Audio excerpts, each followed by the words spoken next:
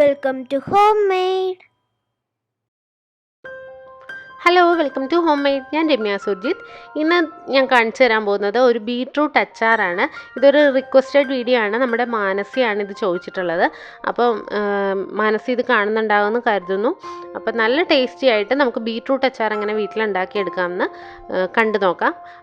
ഉണ്ടാക്കാനും വളരെ എളുപ്പമാണ്. അതുപോലെ തന്നെ കുറേ നാൾ ചീത്തയാകാതിരിക്കുകയും ചെയ്യും. അപ്പോൾ ഇതെങ്ങനെയാണ് ഉണ്ടാക്കുന്നത് നമുക്ക് നോക്കിയിട്ട് വരാം.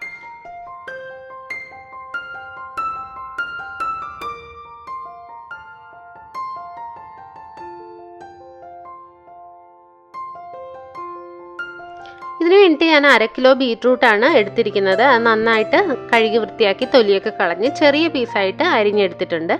മാക്സിമം ചെറിയ പീസായിട്ട് അരിഞ്ഞെടുത്താൽ നമുക്ക് പെട്ടെന്ന് തന്നെ ഫ്രൈ ചെയ്തെടുക്കുകയും ചെയ്യാം. ടേസ്റ്റും ഉണ്ടാകും കഴിക്കാനായിട്ട്. അപ്പോൾ ചെറിയ പീസായിട്ട് ചതുര കഷ്ണങ്ങളായിട്ട് ഞാനിവിടെ അരിഞ്ഞെടുത്തിട്ടുണ്ട്. ഇത് നമുക്കൊന്ന് ഫ്രൈ ചെയ്തെടുക്കാം. അതിന് വേണ്ടിയിട്ട് ഞാനൊരു 1/2 കപ്പ് നല്ലെണ്ണ ഒഴിച്ച് അതിനകത്തേക്ക് നമ്മൾ അരിഞ്ഞു വെച്ചിരിക്കുന്ന ബീറ്റ്റൂട്ട് ചേർത്ത് കൊടുത്തിട്ടുണ്ട്.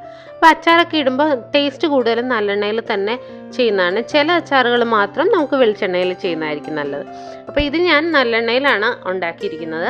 അപ്പോൾ നമ്മൾ ഒരു 1/2 കപ്പോളം എണ്ണ ചേർത്ത് കൊടുത്തിട്ടുണ്ട്. എണ്ണയൊന്നും കുറഞ്ഞു പോകരുത്. എണ്ണയൊക്കെ കൂടുതൽ ചേർത്താൽ മാത്രമേ അച്ചാർ ചീത്തയാകാതിരിക്കുള്ളൂ. എണ്ണ, ഉപ്പ്, വിനാഗിരി ഇത് മൂന്നും നന്നായിട്ട് ചേർത്താൽ മാത്രമേ അച്ചാർ നമ്മൾ പുറത്ത് വെച്ചിരുന്നാലും കുറേ നാൾ ചീത്തയാകാതിരിക്കും.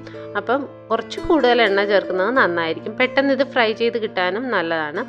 അപ്പോൾ 1/2 കപ്പ് നല്ലെണ്ണയിൽ ഞാനിത് ഒന്ന് ഫ്രൈ ചെയ്തെടുത്തിട്ടുണ്ട്. ഒരു മീഡിയം ഫ്ലെയിമിലിട്ടിട്ട് ഫ്രൈ ചെയ്യുക. അപ്പോൾ ആദ്യം ആ ബീറ്റ്റൂട്ട് ഒന്ന് വെന്ത് വരുന്നവരെ എന്തായാലും തീ അധികം കൂട്ടി വെച്ച് കൊടുക്കരുത്. അല്ലെങ്കിൽ പുറം മുരിഞ്ഞു പോവുകയും ചെയ്യും, ഉള്ളിൽ നന്നായിട്ട് വെന്ത് കിട്ടത്തില്ല. അപ്പോൾ ഒരു മീഡിയം ഫ്ലെയിമിലിട്ടിട്ട് ഫ്രൈ ചെയ്യുക. ആ ഉള്ളിലൊക്കെ ഒന്ന് വെന്ത് വരുമ്പോഴേക്കും അതിനകത്തേക്ക് നമുക്ക് കുറച്ച് ഉപ്പ് ചേർത്ത് കൊടുക്കാം. ഇപ്പോൾ കുറച്ച് ചേർത്താൽ മതി. ഇത് നമുക്ക് പിന്നീട് ഫ്രൈ ചെയ്തൊക്കെ കഴിഞ്ഞ് അച്ചാറാക്കുന്ന സമയത്ത് പോരാത്ത ഉപ്പ് ചേർത്ത് കൊടുക്കാം. ഇപ്പോൾ ആ കഷ്ണങ്ങളിലൊക്കെ ഒരു ടേസ്റ്റ് കിട്ടാൻ വേണ്ടി മാത്രം കുറച്ച് ഉപ്പ് ചേർത്ത് കൊടുക്കുക. എന്നിട്ട് ഇതൊന്ന് ഫ്രൈ ചെയ്തെടുക്കുക. കുറച്ചൊന്ന് പുറമൊക്കെ ഒന്ന് മുരിഞ്ഞു തുടങ്ങുന്നവരെ ഫ്രൈ ചെയ്തെടുക്കുക. ഒത്തിരി അങ്ങ് ഡ്രൈ ആയി പോകരുത്. എണ്ണയൊന്നും അധികം കുടിക്കത്തൊന്നുമില്ല ഫ്രൈ ചെയ്യുന്ന സമയത്ത്. അപ്പോൾ നമുക്കിത് എന്നിട്ട് ഒരു പാത്രത്തിലേക്ക് കോരി മാറ്റാം.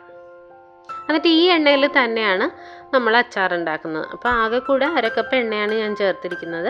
അപ്പോൾ അത് ആദ്യം തന്നെ അങ്ങ് ഒഴിച്ചു കൊടുത്ത് ഇതുപോലെ ഫ്രൈ ചെയ്യുകയാണെങ്കിൽ ഫ്രൈ ചെയ്യാനും എളുപ്പമുണ്ടാവും. അപ്പോൾ ഇത് നമുക്കൊരു പാത്രത്തിലേക്ക് കോരി മാറ്റി വയ്ക്കാം.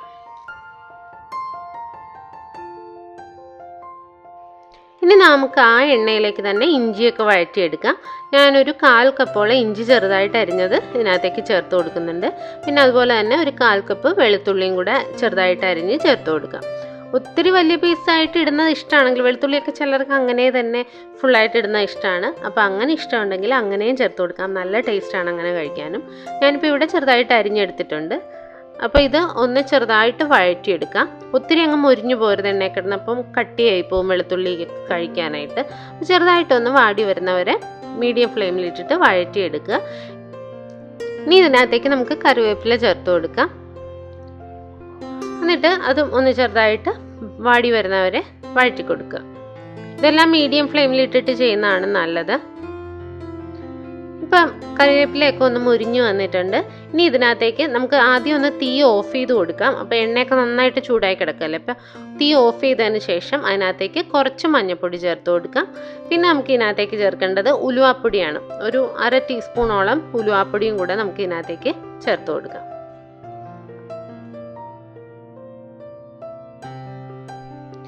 ഇനി ഇതിനകത്തേക്ക് എരിവിന് ആവശ്യമായത്രയും മുളക് പൊടി ചേർത്ത് കൊടുക്കാം. ഞാനിവിടെ പിരിയം മുളക് പൊടിയാണ് ചേർത്തിരിക്കുന്നത്, കാശ്മീരി ചില്ലി പൗഡർ. അതാകുമ്പോൾ നല്ല കളറും ഉണ്ടാവും, എരിവ് അധികം അങ്ങ് ഉണ്ടാവത്തില്ല.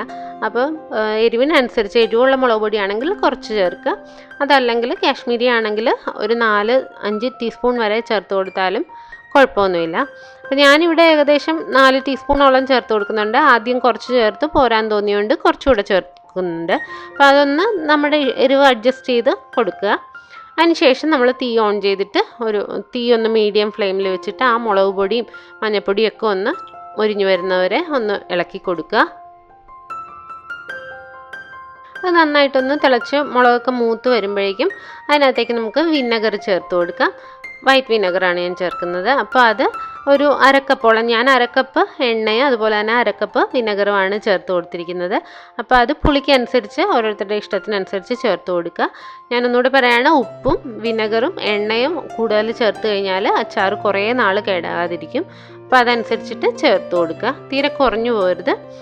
വിനാഗറും കൂടെ ഒഴിച്ചിട്ട് അത് ചൂടായി വരുന്ന സമയത്ത് അതിനകത്തേക്ക് നമുക്ക് വറുത്ത് വെച്ചിരിക്കുന്ന റോസ്റ്റ് ചെയ്ത് വെച്ച ബീട്രൂട്ട് ഉണ്ടല്ലോ അത് ചേർത്ത് കൊടുക്കുക. എന്നിട്ട് നന്നായിട്ടൊന്ന് മിക്സ് ചെയ്ത് കൊടുക്കുക.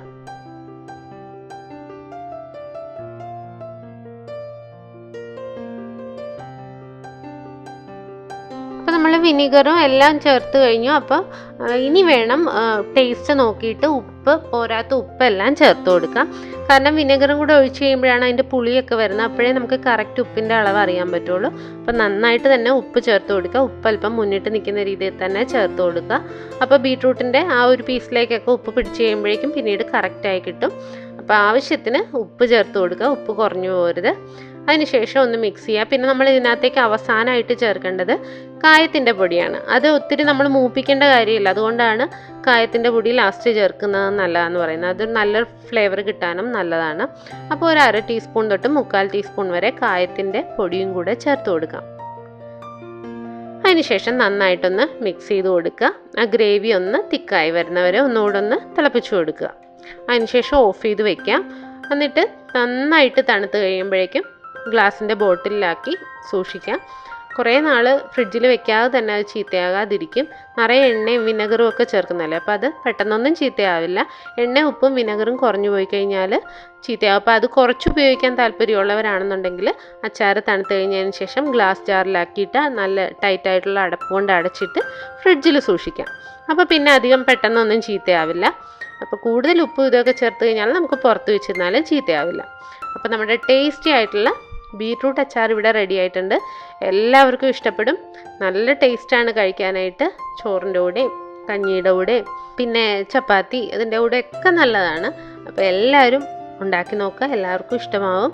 ഇഷ്ടപ്പെട്ടാൽ ലൈക്ക് ചെയ്യാനും സബ്സ്ക്രൈബ് ചെയ്യാനും കമൻറ്റ് ചെയ്യാനും ഷെയർ ചെയ്യാനും ഒന്നും മറക്കരുത്. പുതിയ പുതിയ വീഡിയോസുമായി നമുക്ക് വീണ്ടും കാണാം. Thank you.